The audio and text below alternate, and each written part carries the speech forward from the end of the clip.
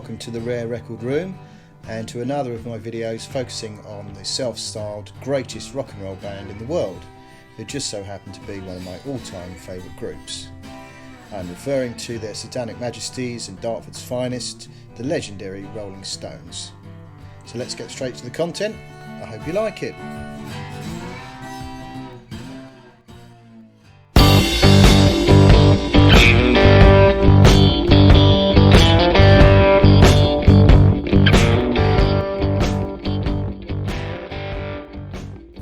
In today's episode of the Rare Record Room, I'm going to be looking at the third studio long player from the Rolling Stones, which is Out of Our Heads, originally released by Decca Records in the United Kingdom on the 24th September 1965. This was the first British Rolling Stones album to be issued in stereo format, and it is this version of the LP I'll be concentrating on today, having already covered the Decca mono copies in another video, which you may also wish to check out. I have a revelation to make about the LP, which I will share with you later in the video. Upon release, the album was another critical and commercial success for the Rolling Stones, reaching number 2 in the UK album chart, where it was held off the top slot by the Beatles' Help LP. This record has always been popular and is now widely regarded as the culmination of the band's early soul and rhythm and blues sound. Their next record, Aftermath, was a more experimental and darker sounding LP, which was entirely written by Jagger and Richards. I will cover that landmark album in a separate video. So, to the record itself. Stereo copies are pressed with the Decca royal blue coloured labels with a large company logo in silver, known as the unboxed label, as copies pressed from 1970 onwards featured label design change, where the Decca logo was reduced in size and set within a rectangular box, as shown here. I have a couple of copies with the unboxed label. The earlier of the two includes the British purchase tax, the letters KT printed above the matrix number, and the catalogue number on the right hand side at the 3 o'clock position. This record was therefore pressed before 1968, as the tax code was dropped that year. The copy shown here does not have a tax code present and must be pressed in either 1968 or 1969 because, as previously mentioned, the boxed label style replaced this label from 1970. When viewed side by side, there are several other differences. The earlier copy on the left shows the record playing speed 33 1/3 RPM at the 9 o'clock position, above the dated phonographic copyright symbol.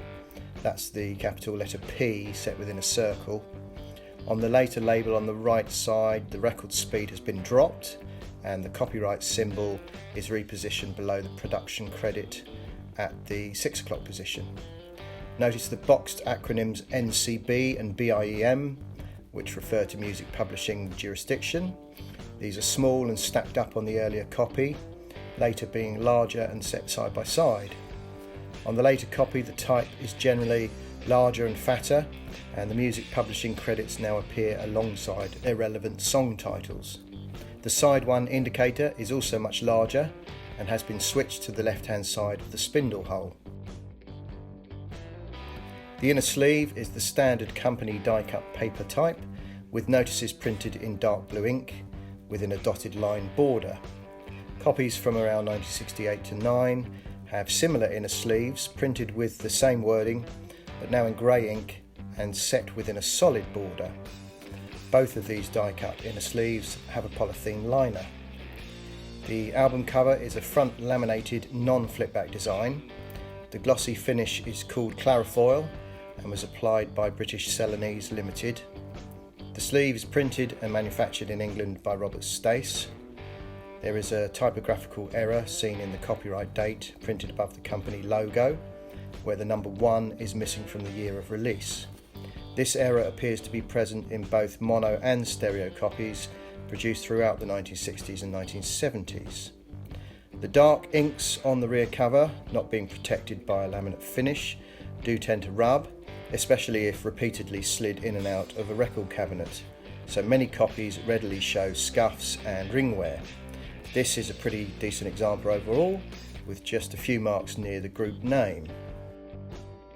Stereo copies in decent condition are valued in the current edition of the Rare Record Price Guide at £150, which at the present rate of exchange equates to around $210 US. And now to the revelation about stereo copies which I alluded to earlier. The LP is not recorded and mixed in true stereo.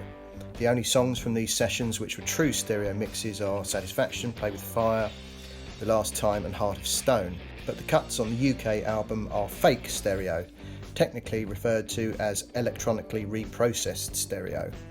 The first UK LP in true stereo would be Aftermath, released the following year. For a better listening experience, I would opt for the original mono pressing over the stereo. And that brings to a close my brief look at the original stereo pressings of the Rolling Stones UK LP, Out of Our Heads. That's your lot for this episode from the Rare Record Room.